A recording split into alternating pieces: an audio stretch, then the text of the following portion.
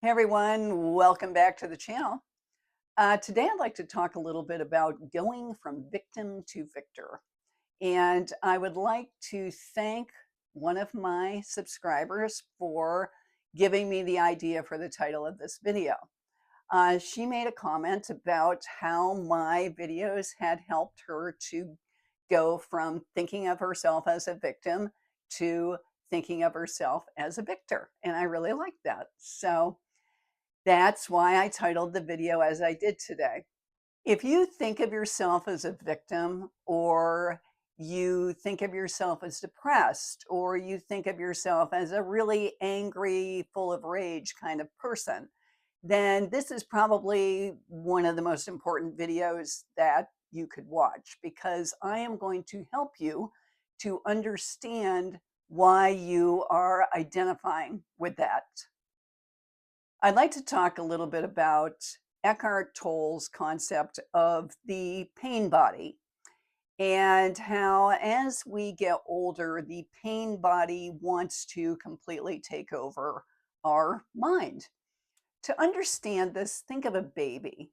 A baby has no concept of time or of the past or of thinking about the future. That baby is truly living in the moment, in the present moment. And this is also how animals live.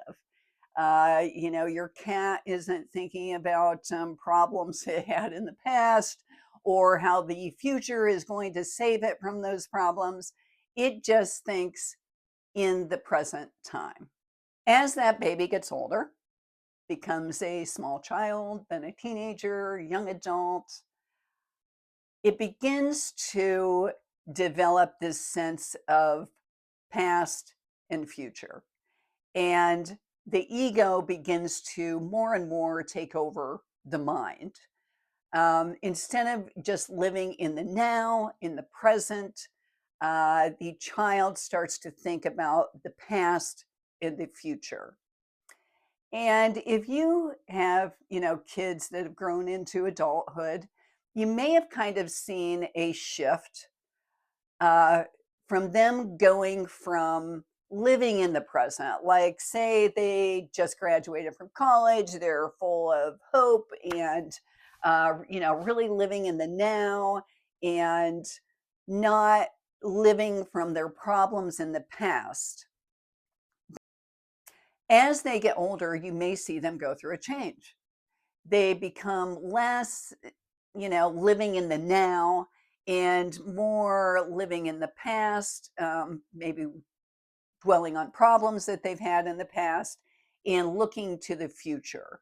They may become more interested in material things, and you just see this shift. And a lot of us go through this shift of living less in the now, feeling grateful for the now, thinking about what we're doing right now and being excited about it, to now we start dwelling a little bit more on, oh, this person said this to me, or my mother did this to me. I am a victim, or start to identify more as being depressed. And this happens when the ego begins to take more control over the mind, and you start living more in the past, thinking about problems from the past and thinking about the future as maybe a salvation from those problems in the past. And gradually, if the pain body becomes stronger, the pain body is this accumulated emotional pain that we have inside. And it starts to, almost like narcissistic personality disorder, it creates like this false sense of self that we start to identify with. That becomes who we are.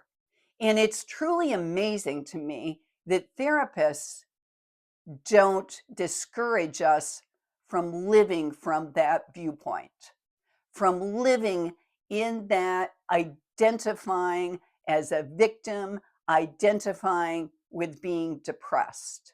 As this false sense of self, this new self that has been created through your ego, and the pain body wants to live in you and be yourself. As you identify more and more with that self, that false self, you want to stay in that because that's you. You begin to feel that that is your true being. And that's where you end up really stuck in the pain body and living from the ego because now you believe that that is who you are. And if you lose that, who are you? Because that's who you are. That's yourself. So you ask, how do I get out of this mode? How do I get back in touch with who I really am? That person that I used to be. Eckhart Tolle, in his book, I've got it right here, the Power of Now, he talks about how to do this, to get out of this mode where you are living as this person who is a victim or is depressed or who is, full of rage. How do you get out of that mode? He talks about doing it by looking at yourself as two different beings. There is the thinker that is thinking these thoughts, and there is the thinker watcher. And this is the key. This is so important to starting to get control back over your thoughts. When you think of yourself as watching your thoughts, begin to think of the pain body, this self that has taken over your mind, as a separate being. I like to look at it as a monster that wants to take over. And your awareness of that monster that wants to take over as yourself begins to dissolve it. When I feel that pain body want to rear its ugly head and take over, maybe I'm reacting with anger at something, or I'll think about, some sad thought from the past, and I'll feel this intense feeling of sadness. I know that that is the pain body wanting to live in me. And I view it, I know you'll probably think this is goofy, but it works for me. I view it as the Wicked Witch of the West. And I see that Wicked Witch of the West and I throw water on her and I watch her dissolve.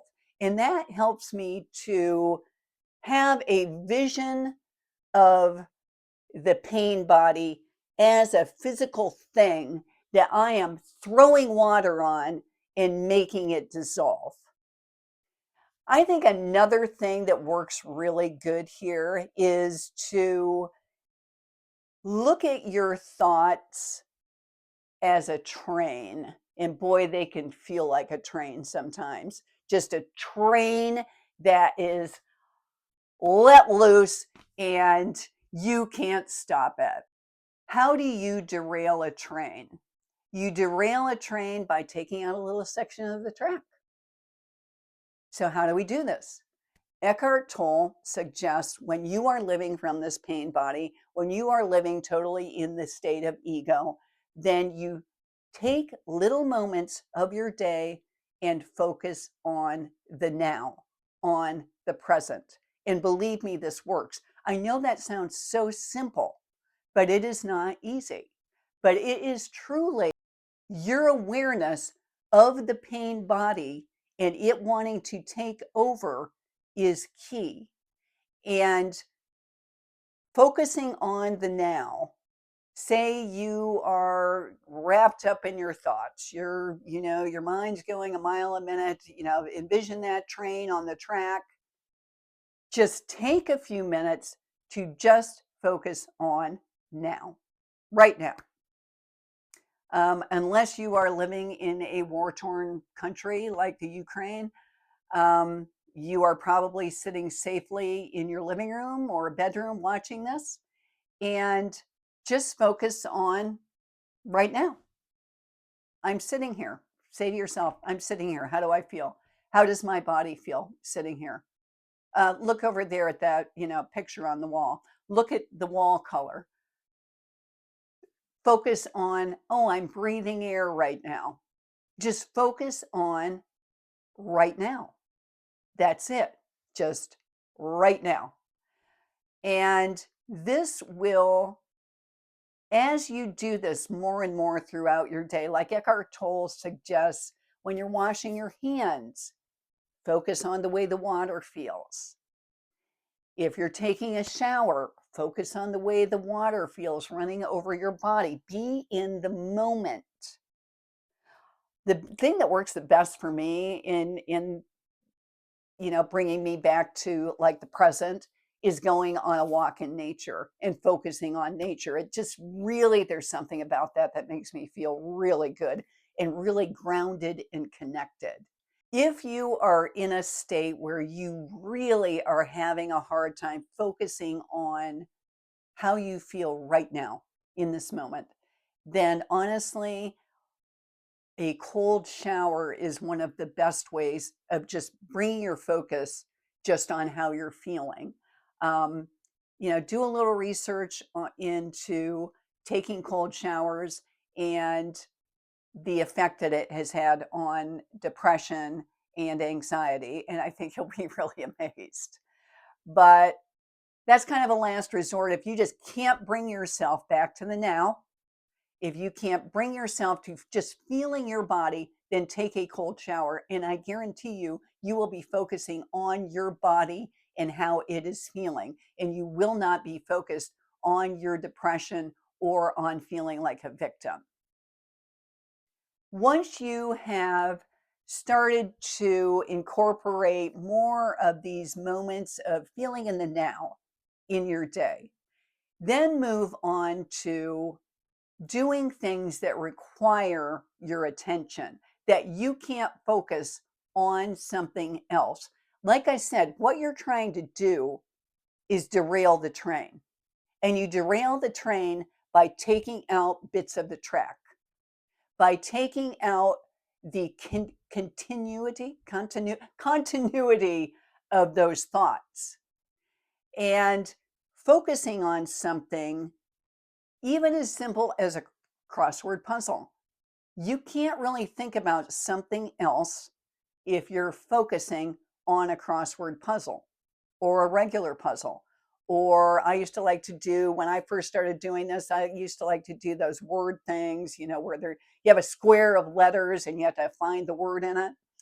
Anything like that. Say you're an artist and you can get really engrossed in painting, or you're a musician and you can get really engrossed in maybe composing music, something that requires your full 100% attention so that you are taking that train off the tracks. It's really important when you're going through this process to understand that the pain body is not you. This false self that the pain body and the ego has created is not you. And in doing small things through awareness of the pain body and awareness that the ego and the pain body has taken over as self will start to dissipate it just through awareness, just through knowing that that process has happened.